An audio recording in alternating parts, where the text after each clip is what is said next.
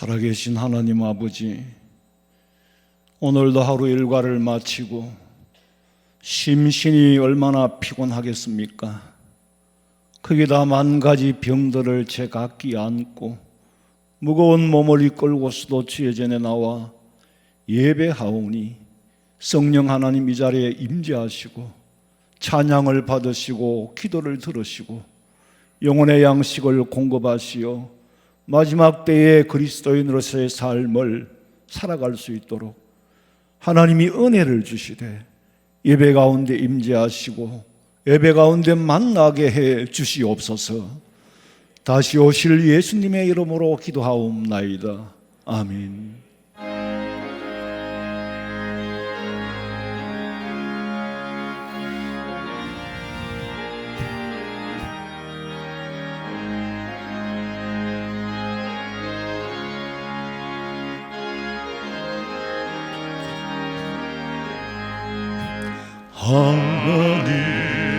하나님의 진리동대 길이 빛나니 우리들도 동대되어 주의 사랑 비추세.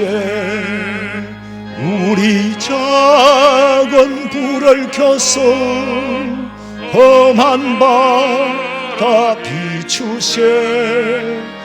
물에 빠져 헤매는 이 건져내어 살리세. 죄의 밤은 깊어가고 성난 물결 설렌다. 어디 불빛 없는 가고 찾는 물이 많구나. 우리 작은 불을 켜서 험한 바다 비추세.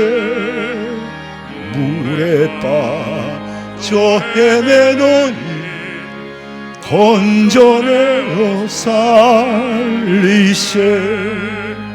너의 불도 두어라.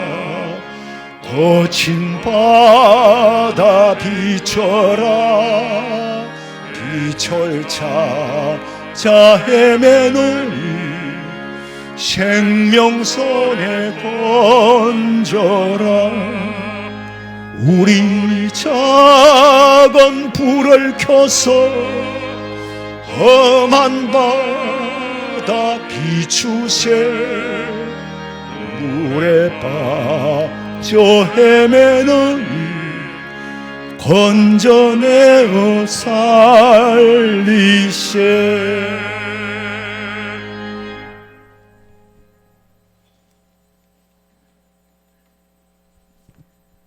영광과 존귀를 세세무궁토록 받으시기에 합당하신 여호와 하나님 아버지, 은혜와 사랑을 감사드립니다. 성일후 3일간도 주의 은혜 안에 거하게 하시고 수요 예배로 모일 수 있게 하심을 감사드립니다. 전지전능하신 하나님 아버지, 코로나 온역 속에서 태풍과 홍수 가운데서도 우리 교회와 성도들을 지켜주시고 천국의 소망을 주심을 감사드립니다. 또 감사주일로 지키게 하심도 감사드립니다. 이번에 우리 교회에 새로운 일꾼을 세워주심도 감사드립니다.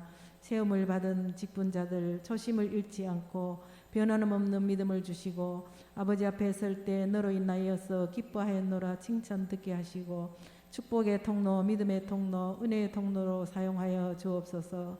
하나님 아버지, 우리들에게 복을 주시어 이렇게 풍요롭게 살고 있지만 주님의 은혜를 잊어버리고 더 나은 생활, 더 편한 생활, 더 좋은 것을 바라보고 삽니다. 용서하여 주옵소서. 우리 교회를 사랑하여 주시고 복을 주신 하나님 아버지, 우리 목사님 세워주심을 감사드립니다. 목사님 영육간의 강건함을 주시고 우리들에게 꼭 필요한 말씀을 주시고 이 시대에 꼭 필요하게 쓰임을 받게 하여 주옵소서. 육신의 건강도 주시며 단잠을 잘 수 있게 하옵소서. 사모님과 자녀들도 지켜 주옵소서. 부교육자님들도 주신 사명 잘 감당하게 하시고 가정과 자녀들도 지켜주시고 건강도 지켜 주옵소서. 우리 교회 1구역에서 79역에 속한 가정들 믿음도 건강도 물질도 주시사 아버지 앞에 귀하게 쓰임받게 하옵소서. 해외나 군문에 객지에 있는 자들 믿음 잃지 않게 하시고 군에 있는 자녀들 건강을 지켜 주옵소서. 선교사님들 가정과 자녀들 지켜 주시고 건강도 지켜 주옵소서. 복음이 널리 전파되게 하옵소서. 선교사님들 전쟁으로 또 테러로 질병으로 해를 당하지 않게 하옵소서. 우리나라를 불쌍히 여겨 주옵소서. 정치, 경제, 사회, 문화, 교육 모두가 주께 있음을 압니다. 선교사님들의 순교와 헌신 또 우리 조상님들의 믿음과 기도로 우리나라가 이렇게 부흥 발전하며 신앙의 자유를 주심을 너무너무 감사드립니다.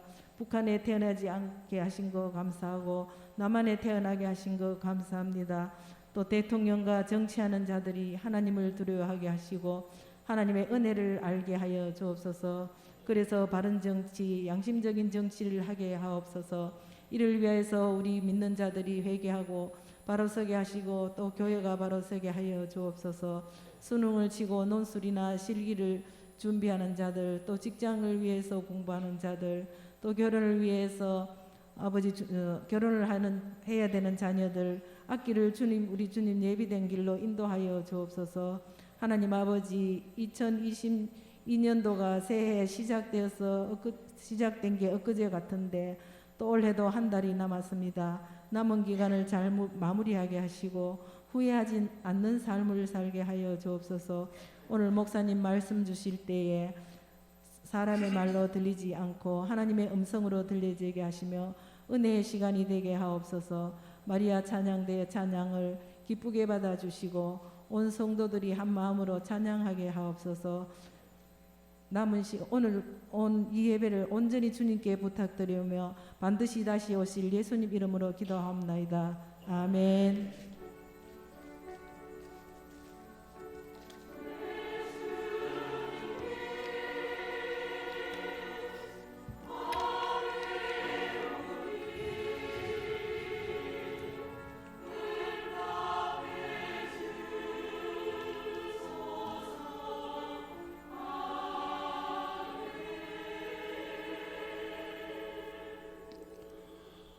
하나님의 말씀은 신약 성경 디모데 후서 3장 1절 말씀부터 5절까지 교독하겠습니다.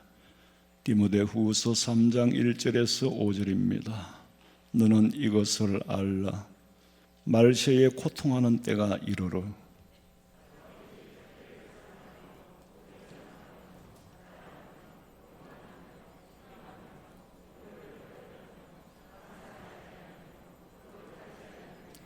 무정하며 원통함을 풀지 아니하며 모함하며 절제하지 못하며 사나우며 선한 것을 좋아하지 아니하며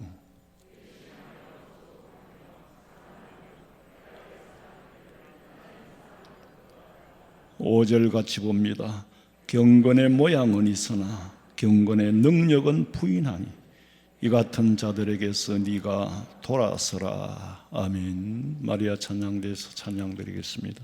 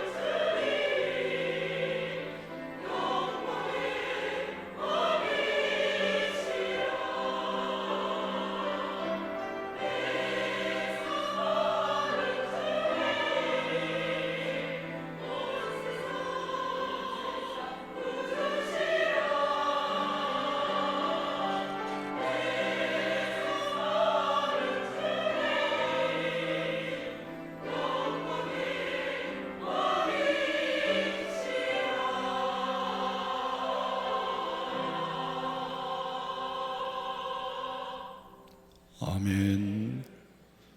지난 금요일 철야 기도를 마치고 나가니까 어떤 청년이, 우리 교회 청년이 물었어요. 목사님, 개인주의라고 말씀하셨는데 개인주의의 원인이 뭐라고 생각하십니까? 그래요. 개인주의의 원인이 자기를 사랑하기 때문이지. 자기를 사랑하니까 사랑이 식어지지. 성경의 예언 그대로다. 말세인의 속성, 마지막 때에 살아가는 사람들의 속성 자체가 개인주의로 변하는 거예요. 왜? 자기를 사랑하기 때문에. 마지막 때의 사람들은 자기를 사랑할 거라고 이미 예언의 말씀으로 기록이 되어 있어요. 어느 한 가지 이유만이 아니에요. 시스템 자체도 그렇게 돌아가고 있어요. 문화와 문명이. 오늘 CT에서 대구 지사장이 인사차 들렸다고 왔다 갔습니다. 근데 얘기를 오래 하는 도중에 여러 가지 얘기를 하고 그랬는데 제가 그랬어요. 방송국이 참 어려울 거다. 어려운 이유는 지금 채널이 몇 개냐. 그리고 각 교회마다 이 코로나 이후에 영상 예배를 우리는 공개를 한 지는 얼마 안 됐어요. 불과 한 달 됐나? 근데 그전에는 우리 성도들에게만 보냈고 이제는 그냥 유튜브에 공개를 해버렸어요. 구독 신청은 안 받지만은. 근데 어느 한 번은 보니까 2,500이에요, 조회수가. 내가 깜짝 놀랐어요. 그리고 1,300이고 평균 500 정도 되는데, 자, 이게 우리 성도들에게만 나간 게 아니고 많은 어디로 퍼져나간지도 몰라요. 그럼 우리 교회뿐입니까? 아니에요. 전국의 교회가 다 각기 채널을 갖고 있을 정도예요. 그러니 대한민국의 기독교인들은 언제든지 자기가 듣고 싶은 설교를 언제든지 자기가 원하는 장소에서 휴대폰 하나로 다 들어요. 우리 교회도 그래요. 이제 앞으로 2개를 보내야 되는데, 하나는 예배 영상, 또 하나는 설교만 듣고 싶어 하는 사람들. 연세가 많은 분들 이 자막을, 스티커를 못 맞추니까 그 부분을 찾아가기 어려워요. 그러니까 그렇게 해야 된다. 이미 다른 데는 또 그래 한대요. 난 다른 데는 어떻게 하는지 모르겠는데 상황이 그렇게 변하니까 인식을 하게 되는 거고, 이렇게 해야 되겠다 하니까 이미 하는 데도 있대요. 그러니 누가 그 방송을 앉아가 쳐다보고 있겠냐고. 그런 방송국 자체가 어려울 수밖에 없고, 이게 마지막 때의 흐름이다. 이 문명의 발전을 누가 막을 수 있겠느냐. 그리고 마지막 때의 사람들의 속성 자체가 개인주의적이죠. 자기를 사랑하는 건 개인주의적이거든. 내가 원하는 정보만 듣고 싶어하고 거기에 몰입이 된단 말이에요. 바울은 오늘 이 디모데후서를 통해서 마지막 유서라는 마음을 가지고 실제로 디모데에게 유서를 쓰듯이 편지를 쓰고 있어요. 나는 이렇게 순교할 날이 다가옴을 나는 알고 있다. 그래, 나는 곧 순교해서 천국 가면은 내 자신은 편하다는 거예요. 너무너무 내 자신은 편하다. 바울의 소망은 오직 천국에 있어요. 듣고 싶든지 듣기 싫든지 빌립보서에서도 디모데서에서도 로마서 고린도에서 계속 바울은 말하기를 나는 여기를 떠나, 나는 떠나 있어. 그 말은 이 땅을 떠나 천국에 가서 그리스도와 함께 있는 것이 좋다라는 말을 입에 달고 하다시피 해요. 저도 늘 집에서 그런 말 하죠. 자고 일어나면 천국이면 얼마나 좋겠나. 자고 일어나니까 또 세상이야. 자다가 천당 가는 게 가장 큰 소망이에요. 죽는다는 게 듣기 싫은 얘기가 아닙니다. 죽고 싶은 것은 그리스도인의 소망이에요. 이 땅에 소망이 되어 있는 사람은 죽기가 싫지요. 죽음보다 더 큰 복이 어디 있습니까? 출생한 날보다 죽는 날이 낫다 그랬잖아요. 그게 삶의 이치예요.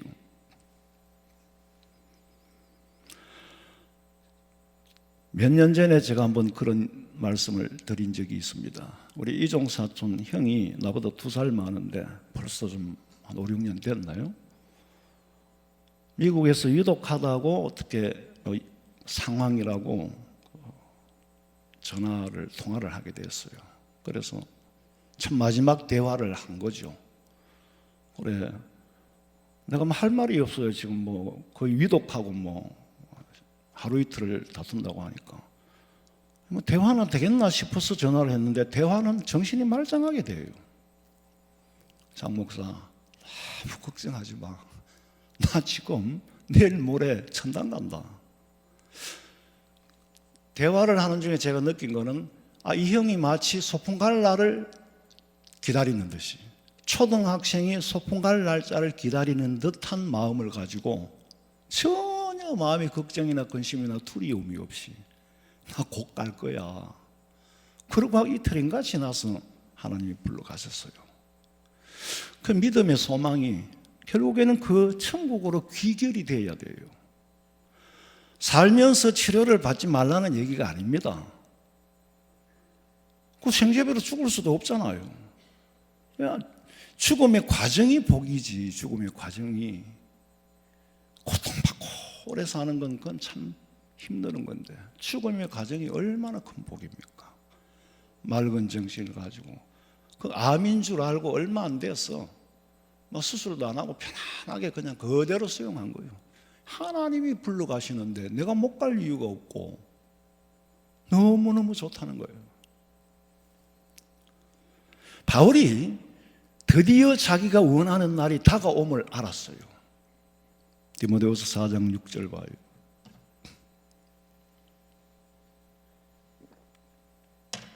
나의 떠날 기약이 가까웠도다. 이 세상을 떠날 기약이 가까웠도다. 내가 선한 싸움을 다 싸우고 지금까지 믿음을 지켰으니 이후로는 나를 위하여 면류관이 예비되었느니라. 확신을 가지는 거예요. 작은 면류관이든 큰 면류관이든 나는 죽도록 주님만을 위하여 일을 했으니까 면류관이 보였겠죠. 고린 지점을 보고 하는 얘기예요. 며칠만 지나면 저기 간다는 거예요. 순교를 앞두고 행복해하는 거예요. 그런데 땅에 남아있을 믿음의 아들 디모데를 생각하니 염려와 애정에 넘치는 말씀을 기록하고 있습니다. 우리가 고난이 온다는 걸 알면은 준비하면은 이길 힘이 생기고 결심을 합니다. 내가 세상을 바꿀 수는 없어요. 그러나 내가 믿음은 바꿀 수 있어요. 내가 바꿀 수 있는 건 내 믿음을 굳게 하는 거예요. 천국에 대한 확신이 분명해요. 그러면은 죽을 각오와 결심을 하면은 두려울 게 아무것도 없어요. 그저 쓸데없는 만용을 부리는 게 아니에요. 천국의 확신이 있기 때문에. 예수님께서 제자들에게 말씀하시기를 마지막 때에 준비하라고 예언을 합니다. 전부 보면 준비하라는 예언이에요. 이유를 알고 준비해라. 전쟁이 있고 재난이 있고 배신이 있고 사랑이 식어지고 지진이 있고 가난이 있고 마지막 때 있을 걸 다 말씀하셨어요. 그리고는 하신 말씀이 놀라지 마라. 아직 끝은 아니니라. 이것이 재난의 시작이다 그랬어요. 만약에 마지막 때에 7년 대환란이 온다면 성경이 말한 대로 감하여 주지 않고 7년을 다 견딘다면 이겨낼 사람이 몇이나 될까? 제자들에게 십자가를 질 거라고 예언을 하셨잖아요. 나는 십자가를 져야 하고 질 거라 그랬더니 베드로가 예수님이 십자가를 지다니요 말도 안 되는 말씀하지 마세요 그랬더니 야 너 정말 의리 있다? 그게 아니라 사탄아 물러가라. 네가 내 일을 망치는도다. 그렇게 예수님이 십자가를 지고 죽었다가 3일 만에 부활하시고 그 다음에 성천하시고 다시 오실 것까지 다 예언을 했는데도 정작 예수님이 십자가를 지는 모습을 보고 제자들이 다 실망하고 뿔뿔이 흩어져 버렸습니다. 왜? 예수님의 말씀을 흘려들었기 때문에. 왜 흘려들었을까? 자기가 원하는 바는 절대로 변하지 않는 거예요. 예수님은 나를 죄 가운데서 건져주러 오신 하나님이 우리를 얼마나 사랑합니까? 그러니까 우리 죄를 용서해 주시기 위하여 자기 아들 독생자 예수를 보내어서 내 죄값을 지불하고 나를 구원받게 하시겠다고, 내가 너희들을 구원하러 온 메시아라고 그렇게 일러주었건만은 그들의 마음은 각기 원하는 바가 달랐어. 유대인들은 로마의 식민지에서 해방시켜 줄 메시아가 올 거라고, 또 세상적인 권세를 가지고 유대인의 왕으로서 자정성, 우정성, 세상 권력을 나눠줄 뿐이라고 생각을 했는 거예요.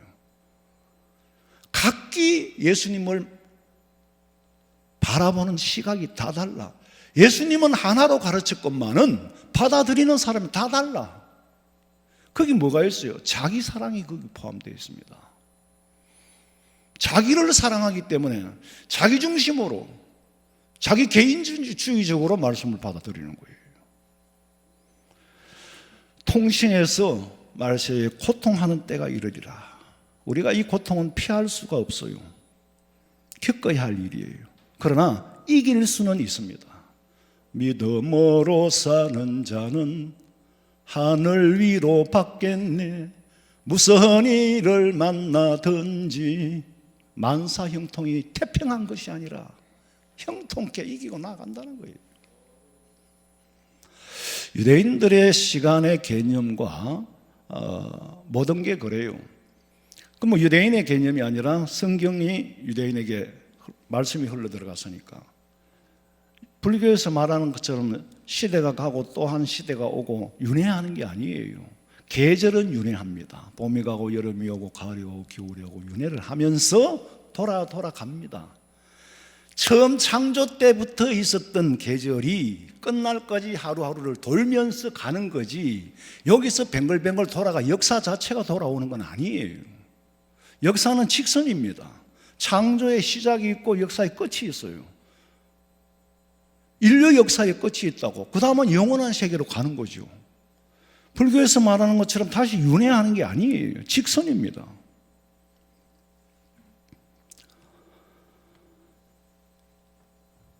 유대인들의 세계관이 그런 건데, 유대인의, 우리는 영적 이스라엘이에요. 그래서 이 역사를 우리가 바로 알고 돌이킬 수 없고 한 번 가면 돌아올 수 없다는 거. 바울이 말하는 주의 날은 다음 세상으로 넘어가는 바로 직전의 상황을 주의 날이라고 그래요. 주의 때. 로마서 13장 12절에 보니까 밤이 깊고, 밤이 깊었다. 깊은 밤 다음에는 뭐가 와요? 그 다음에는 아침이 옵니다. 밤이 깊고 낮이 가까웠으니, 그러므로 우리가 어두움의 일을 벗고 빛의 갑옷을 입자. 아침이 밝아오기 전에가 가장 어두워요. 바울은 이미 초월적인 역사관을 가지고 세상사나 개인적인 삶이 어려워지면 반드시 끝이 있고 해결됨이 있다는 거예요. 그런데 밤이 깊으면 반드시 아침이 온다는 신호인데 그걸 참지를 못하는 거예요. 아침까지 기다리지를 못하는 거예요. 인내하지를 못하는 거예요. 그래서 예수님 말씀하시기를 인자가 올 때에 참 믿음을 보겠느냐. 예수님이 다시 재림할 때는 굉장한 고난이 있을 거라고, 환난이 있단 말이에요. 그런데 예수님 오시기 전에 너희들이 다 낙심해버리더라. 기도의 응답이 있기 전에 낙심을 해버리더라. 혼돈의 시대가 온다는 거죠. 첫째가 사람들이 자기를 사랑하게 된다. 필아우토스라 그러더라고. 자기 사랑이 뭘까? 물론 자기 사랑해야지요. 내가 나를 사랑하지 않으면 자살을 해요. 나를 사랑해야죠. 그런데 나를 사랑하는 방법이 내가 나를 사랑하는 게 아니고, 내가 하나님을 사랑할 때에 하나님이 주시는 사랑을 받는 게 통로가 있어요. 하나님이 나를 사랑할 때 사람으로 통해서 나를 사랑하고, 내가 하나님 사랑하는 것도 내 이웃을 섬기는 것이 하나님이 원하는 거예요. 네 이웃을 먼저 네 몸과 같이 사랑하라. 그것이 하나님 사랑이다. 하나님은 눈에 보이지도 않는데 어떻게 사랑해요? 네 이웃을 네 몸과 같이 사랑하는 것이 나를 사랑하는 거고, 내가 너를 사랑할 때도 사람으로 통하여 사랑하게 만들고 사랑받게 만들 거다. 우리가 열매를 얻기 위해서 내가 열매를, 수박을 못 만들어 먹잖아요. 수박을 가꾸기 위해서 거름을 주고 물을 주고 가꾸는 거예요. 그러면은 수박나무가, 수박 열매가 가꾸어야 그 열매를 때 내가 무슨 재주로 집에서 수박을 어떻게 만들어요? 우리가 역사에 역사까지 역사 그래, 사람 개인의 삶의 역사도 한 통으로 볼 수 있어야 돼요. 반드시 심을 때가 있고 뿌릴 때가 있고 거둘 때가 있고 때가 있다는 거. 원근 통치법 안에서 하나의 인생을 컨설팅을 해서 살아야 된다고. 왜 그러냐면 두 번 연습할 수가 없지 않습니까? 연습할 수가 없어요. 돌이킬 수가 없단 말이에요. 그러니 이 아까운 세월을 어떻게 하루인들 그냥 흐트럽게 보낼 수가 있겠습니까? 시간 한 시간도, 나는 시간이 너무, 정말 시간을 제일 소중하게 생각해요. 시간 뺏는 게 제일 싫어해요. 결국에는 자기를 사랑하니까 이기적인 사람이 되고, 이기적인 사람이 되다 보니까 무정하게 되고, 무정한 사람들끼리 모임이 이기적인 거예요. 턴 브라운이라는 시카고 대학의 교수가 통계를 했는데, 지금 이 시대의 이혼과 비혼과 미혼, 가정을 가져도 아기를 가지지 않는 이유는 자기를 사랑하기 때문이라는 거죠. 개인주의적인. 내가 뭐 때문에 자식 낳아내 고생하나? 우리끼리 살다 죽으면, 행복하게 살다 죽으면 고마야지. 안 생겨서 안 낳는 건 어쩔 수가 없지만은, 안 낳겠다고 계획하는 것은 하나님의 창조의 원리를 스톱시키는 거예요. 왜 그렇다고? 자기를 사랑하기 때문에. 그게 40%래요. 자기밖에 생각 안 한다는 거예요. 내가 왜 남을 위해서 희생하고. 그런데요, 사실은 남을 위해서 수고하고 남을 위해서 희생할 때에 내가 얻는 것은 보람입니다. 그러니까 사람은 보람을 먹고 살아야 돼요. 사람은 삶의 의미를 먹고 살아야 되는데, 내가 원하는 바는 내게 아무런 보람이 없어요. 나를 흥미롭게 하고 재미롭게는 할 수 있을는지 몰라도 그건 짐승하고 다를 게 아무것도 없잖아요. 물론 사람이 자기 희생을 좋아하는 사람이 어디 있겠습니까마는, 그러나 희생이 없으면 보람도 없다는 거죠. 사람이 너무 똑똑하고 이기적이고 너무 계산이 밝으면은요, 절대로 사랑은 오고 갈 수가 없습니다. 외로워지게 돼요. 외로워지게 되고 고독하게 됩니다. 헌신 속에서 주어지는 비밀이 뭔지를 체험한 사람은 자기를 아끼지 않아요. 내가 나를 위해서 사는 게 아니고, 내가 큰 누군가를 위하여, 목사는 나를 위해서 사는 게 아니고 성도들에게 양에게 꼴 먹이는 게 목사가 해야 할 일이잖아요. 그것도 일종의 희생이고 수고고. 방송국이 그분이 그러더라고. 지사장이, 목사님 목회가 이제 지긋하지 않습니까? 그러더라. 지긋할 때도 없으면, 작년에 지긋할 때도 있지만은 지긋하다고 안 할 수는 없잖아. 하나님 주신 사명인데. 목회 철학이 별도로 있습니까? 철학이 어디냐? 복음 전하는 게 철학이지. 여러분, 우리는요, 돈을 써도 보람되게 쓰고 나면은 참 기분이 좋고, 내 시간을 투자해도 보람되게 투자하고 나면은요, 참 보람이 있어요. 그 헌신 속에 그 다음에 따라 나오는 것을 체험을 해야 돼. 그거를 체험을 못하니까 그리스도인의 믿음이 성숙하지를 못해요. 성장하지를 못해요. 자기가 우주의 중심인 줄 알면 불행이 시작해요. 자기만 사랑하는 결과는 고독해지는 거고, 결국에는 나는 뭘 위해서 살았던가 허무한 생각이 드는 거예요. 자기를 사랑함으로 이미 만들어 놓은 함정이 빠지는 겁니다. 내가 그 함정을 만들어 놨어요. 고독의 함정을 만들어 놓고 외로움의 함정을 만들어 놨으니까 거기 빠질 수밖에 없는 거예요. 그래도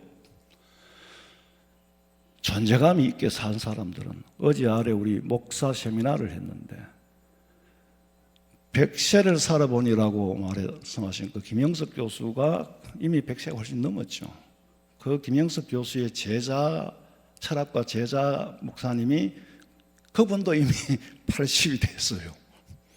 근데 그분이 옛날에 저희들 철학도 가르치고 했어요. 했는데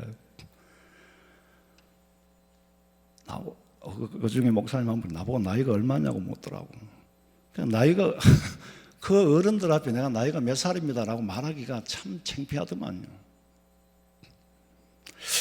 제 생각에는 제가 저 연세가 되면은 저렇게 건강을 유지할 수 있을까? 저렇게 그래도 잊혀지지 않은 사람이 될 수 있을까? 만감이 교차하더라고. 그때 가서는 이미 늦었어요. 로마서 14장 7절 읽어요. 우리 중에 누구든지 자기를 위하여 사는 자가 없고 자기를 위하여 죽는 자도 없도다. 우리가 살아도 주를 위하여 살고 죽어도 주를 위하여 죽나니 그러므로 사나 죽으나 우리가 주의 것이로다.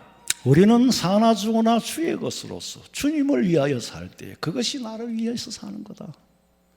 나를 위해서 산다고 내가 나를 위하여 사랑하는 게 아니고 내가 주님 사랑하는 것이 나를 사랑하는 거다. 내가 주님 사랑하면 주님이 나를 사랑해 주거든. 그 사랑받는 존재가 되어야 되지. 내가 아무리 나를 사랑해도 내가 나를 사랑하면 할수록 사랑받는 존재가 못 돼. 내가 나를 사랑한 것이 내 속에 남은 게 없어. 그래서 사람을 아리스토텔레스가 그런 말을 안 했어도 사회적인 동물이에요. 사회라는 구성원 안에 일원으로서 살아가는 겁니다. 자기만을 위해서 살면 행복이 없지요. 희생까지는 아니더라도 조금 손해는 보고 살아야 돼요. 그러면 뒤늦게라도 행복이 찾아옵니다. 그리고 돈을 사랑하며 그랬잖아요. 이 물질 사랑의 대표적인 표현이에요. 돈을 사랑하며. 돈만 있으면 다 되는 줄 알지만 돈으로 사랑을 살 수가 없어요. 사랑으로 급조할 수도 없어요. 어떤 아버지가 축 짜고 재산을 모아가지고 수단과 방법을 가리지 않고 돈을 벌어가지고 모았어. 자식한테 유산으로 물려주고 자기는 죽은 거예요. 그 다음에 아들이 그 아버지가 물려준 재산을 다 탕진하고 죽었어. 지옥에 가서 만났어요. 아버지가 깜짝 놀란 거예요. 야 이놈의 자식아, 왜 네가 지옥에 왔느냐? 내가 너 지옥 오지 않도록 만들기 위해서 피땀 흘려서 돈을 벌어가 너한테 물려줬는데 무슨 죄를 짓고 지옥에 왔느냐 그랬더니 아들이 하는 말이, 아버지 차라리 내가 가난했으면은 먹고 살기 바빠서 죄는 덜 지었을 건데 아버지가 물려주신 재산 그거 다 쓰느라고 얼마나 많은 나쁜 죄를 지었는지 모른다. 둘 다 지옥에 간 거죠.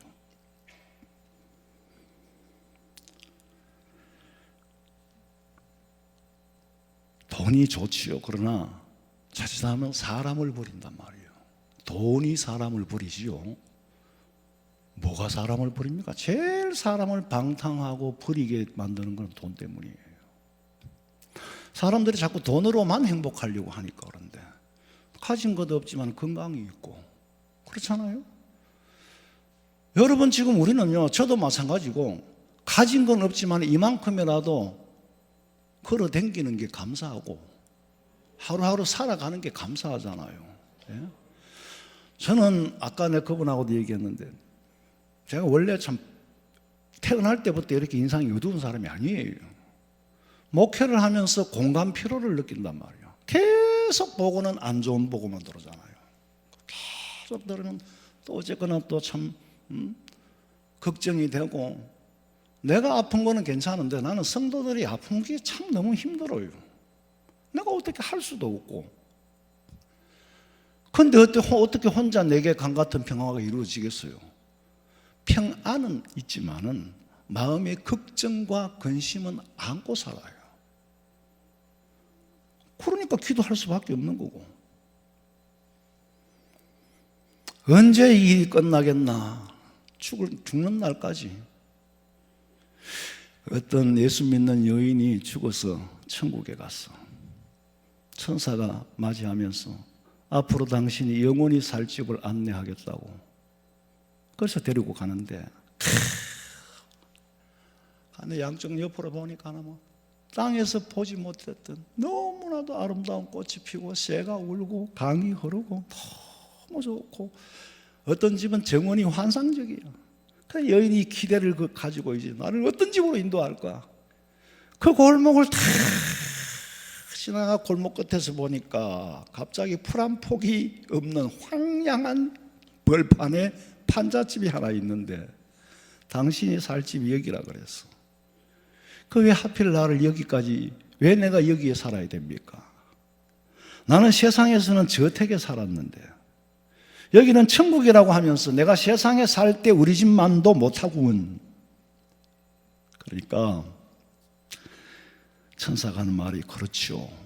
부인이 살던 집은 돈을 많이 들여고 지었고 고급 자재를 가지고 지었으니까 당연히 여기보다 좋지요.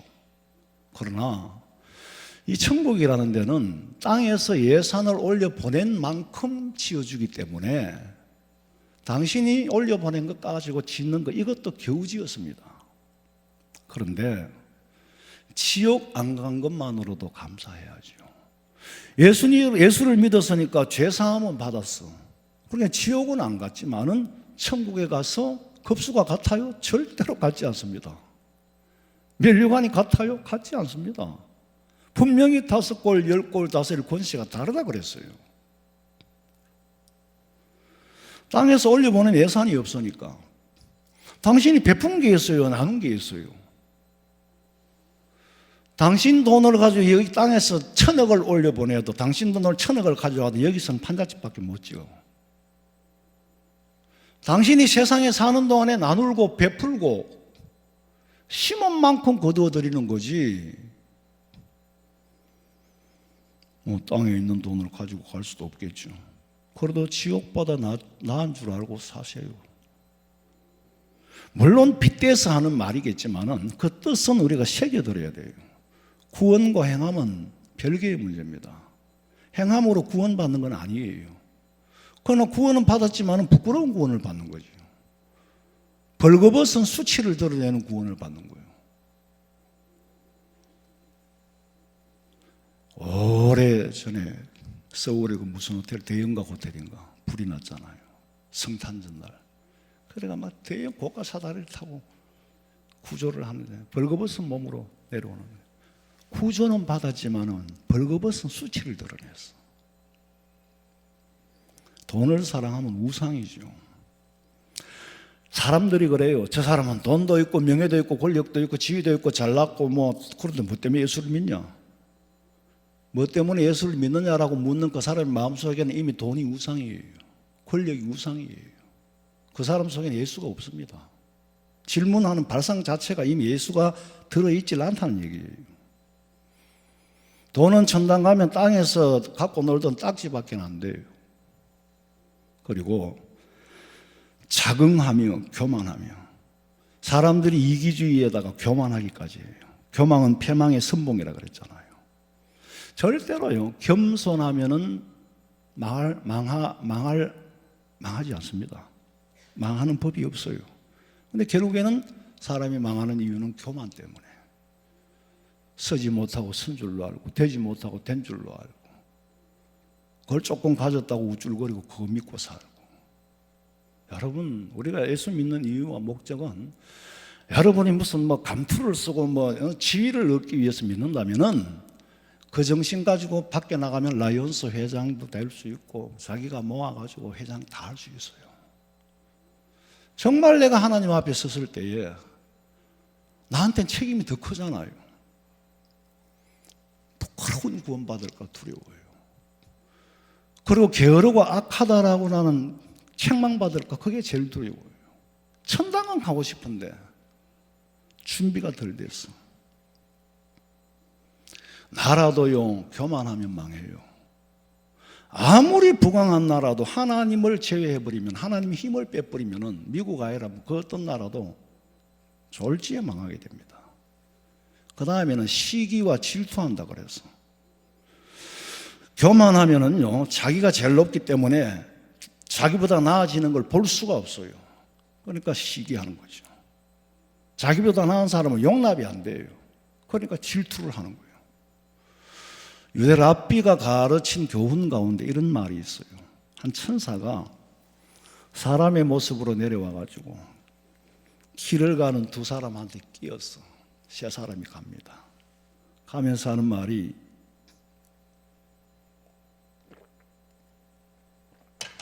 하루 종일 길을 가고 저녁 때가 되었어.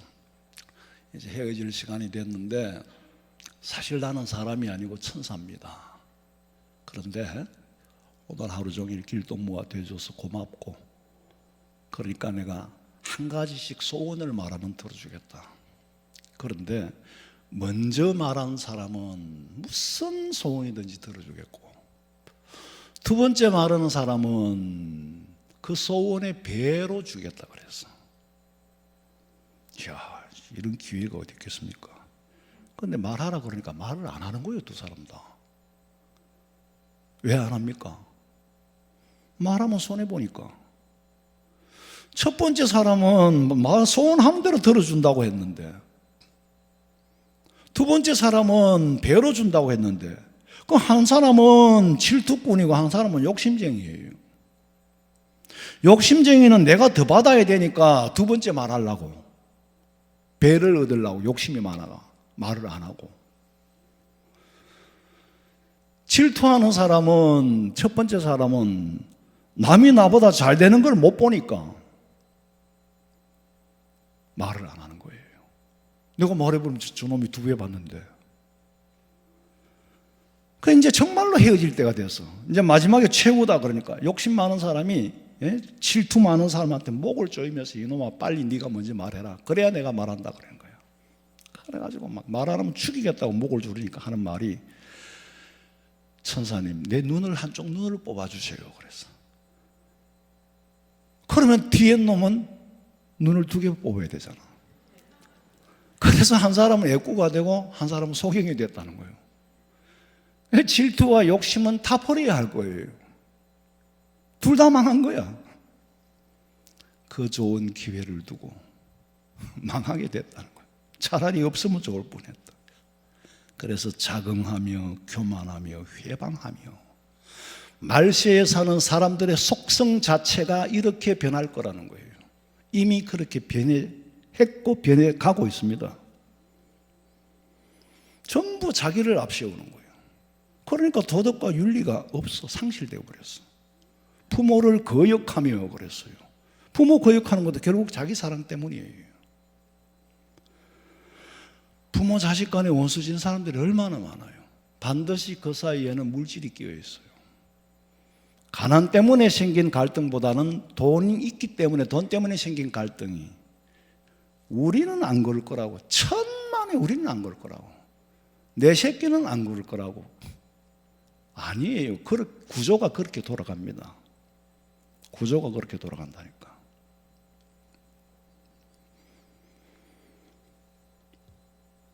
부모를 거역한 사람의 양심은요, 당연히 도덕이 없지요. 부모를 거역했는데 뭘 거역을 못하겠어요? 어렸을 때부터 순종을 안 배웠고 효도를 안 배웠어. 누구의 말도 듣지 않습니다. 우리가 예수 믿는 사람이 자기 가족을 돌보지 않고 사랑하지 않고 다른 사람을 사랑한다는 것은 그 가족을 배반하고 하나님을 배반한다고 그랬어. 그건 수단이지, 수단. 천륜을 어기고 인륜을 어기는데 뭘 안 하겠어요? 순종을 배우지 않고 도덕을 배우지 않는 사람은 체질 자체가 체질이 돼가지고 반항하는 체질이 몸에 배어 있어. 순종이 몸에 안 배어 있다니까.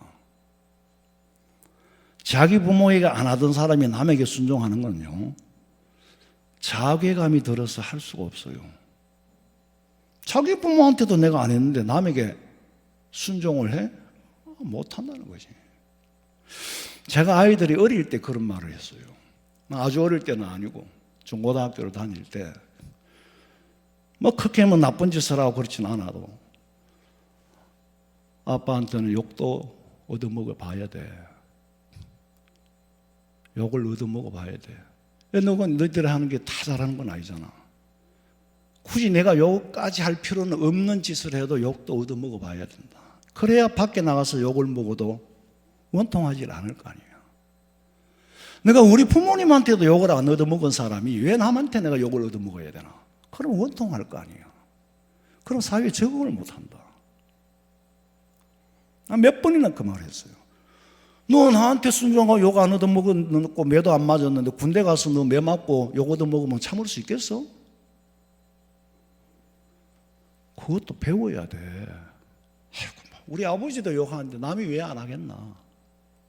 그렇게 수용할 수 있는 준비가 돼서 사회에 나가야 된다. 바꾸어서 말하면은 꾸중을 안 듣고 자랐기 때문에 꾸중 듣는 어른이 될 수 있다 이 말이에요. 무조건 다 꾸중하라는 얘기가 아니에요. 사람은 온전하지 못하고 완벽하지 못하기 때문에 부모는 수용할 수 있는 도식이 이만큼이 된다면은 우리 애가 나가서 사회가 받아줄 수 있는 도식은 요 정도밖에 안 돼요. 수용의 폭이 요 정도밖에 안 된다고. 고기 밀어 넣어서 수용이 돼야 돼. 부모에게 순종하는 건 윤리의 기초잖아요. 그리고 고맙고 감사할 줄도 알아야 되고. 탤런트 김수미 씨가 유튜브에 보니까 간증을 하더만. 그분은 오래전에 전원일기가 벌써 끝난 지가 20년 됐다 그러대. 그걸 방영한 게 20년이고 끝난 지가 20년이고 40년 됐지. 그 김수미 씨가 계속 일용 음마로 아주 연기를 잘 하잖아요. 근데 그분이 뭐 참 삶이 평탄하지는 않았어요. 한번 쉽게 말하면 마신이 들려가지고 그에 보면 나는 봄이 되고 중이 되고 싶었다라는 책을 제가 오래전에 옛날에 썼던 걸 한번 읽은 적이 있어요. 너무나도 인간적이고 육체적인 걸 섬세하게 표현을 해냈더라고. 글도 잘 써요. 근데 김혜자 씨가 김수미보다 나이가 많아요. 그러니까 김혜자 씨가 하는 말이 수미야, 너 예수 믿어야 돼. 너는 예수 믿으면 참 잘 믿을 것 같대. 근데 절대로 예수 중이 되고 싶었던 사람인데. 그런데 어떤 계기로 통해서 최근에 아주 최근보다 예수를 영접한 거예요. 예수님 영접하고 사랑하니까 내가 남을 사랑하니까 이렇게 행복하다는 거예요. 고속버스 휴게실에 내렸는데 부산에서인가 저 밑에서 올라오다가 차 안에 모기가 들어와. 자기는 모기에 물리면 막 알레르기가 일어나. 죽겠었는데 휴게소에 내렸더니 어떤 사람이 알아보고 김수미 씨 사랑합니다. 저 팬입니다. 그런데 옛날 같았으면 그래요? 그렇게 하고 만대요. 그런데 예수님 영접하고 나니까 그래요? 사인 좀 받을 수 있겠으면 해드리죠. 자기들 해줬는데 근데요 나 모기 때문에 못 견디겠어요. 그래요? 자기 차에서 화물차에 막 킬러를 가져와가지고 막 자기 차 안에 다 뿌려주더라는 거예요. 그래서 나머지를 모기한테 안 뜯기고 잘 왔대. 참, 나 예수님 믿으니까 너무 행복해요. 세상이 너무너무 행복해요. 그러더라고. 우리 누님 전화가 와가지고, 야야, 설교 예배 시간에 그 벌 때문에 난리더만은, 그 벌은 에프킬라 냄새만 맡아도 결국 쓰러진다. 에프킬라를 뿌리라 하더라. 이 천지에 어떻게 에프킬라를 뿌립니까? 이 넓은 건데. 그러니까 그 벌이 댕기면 사람들이 다 벌은 다 겁내잖아. 벌한테 쏘이면.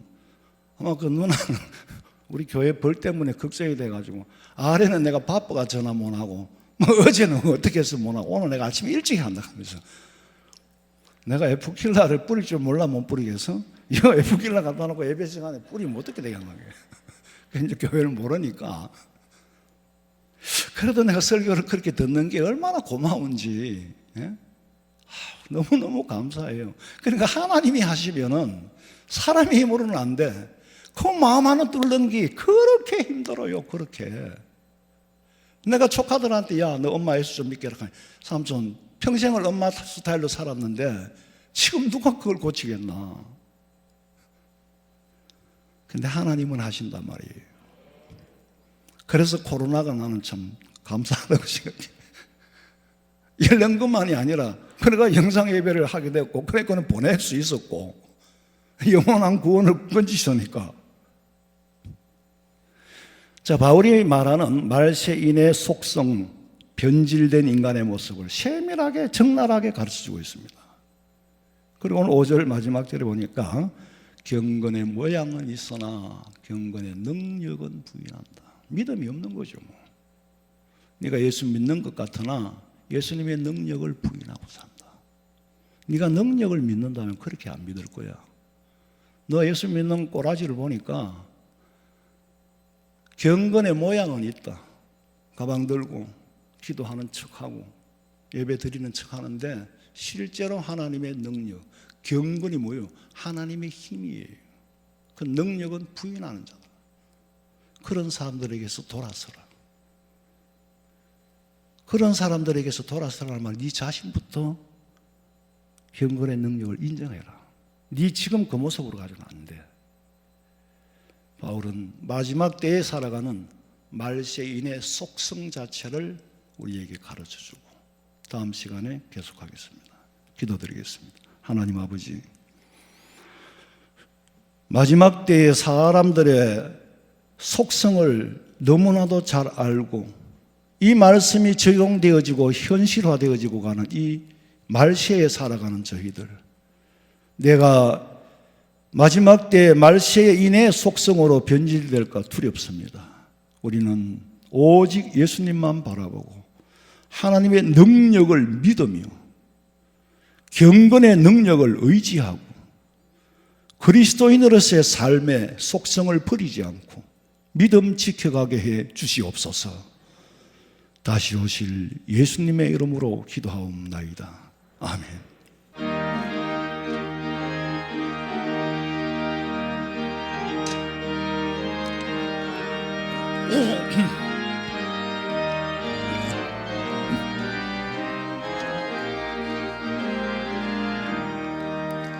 옳은 길 따르라 의의 길 세계 만민이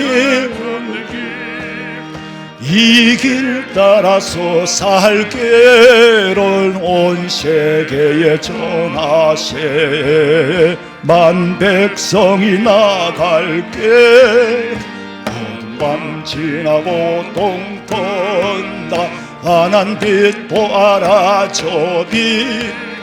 주 예수의 나라 이 땅에 곧 오겠네 오겠네. 주 예수 따르라 승리의 주. 세계 만민이 나가 길과 진리요 참 생명 내 창검을 부수고 다 따르라 어두운 밤 지나고 동 턴다. 환한 빛 보아라 저 빛. 주 예수의 나라 이 땅에 곧 오겠네 오겠네. 놀라운 이 소식 알리오라. 세계 만민을 구하려 내 주 예수를 보내신 참 사랑의 하나님. 만 백성이 따를 길 어두운 밤 지나고 동 턴다. 환한 빛 보아라 저 빛. 주 예수의 나라 이 땅에 곧 오겠네 오겠네. 고난길 헤치고 찾아온 길 많은 백성을 구할 길 모두 나와서 믿으면 온 세상이 마침내 이 진리에 살겠네.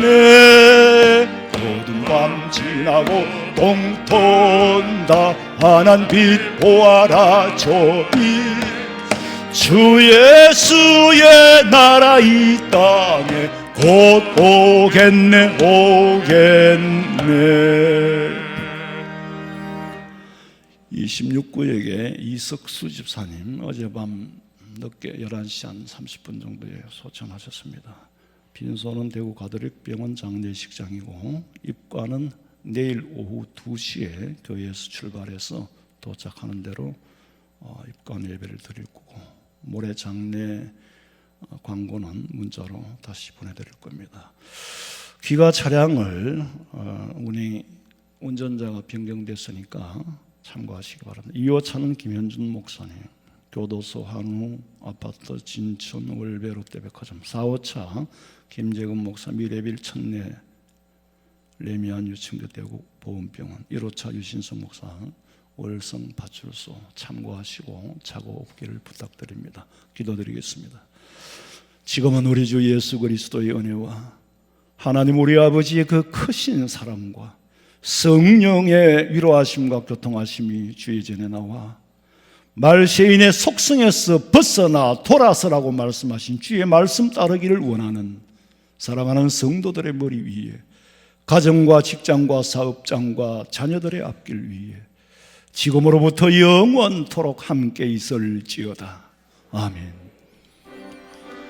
아버지 믿습니다. 아버지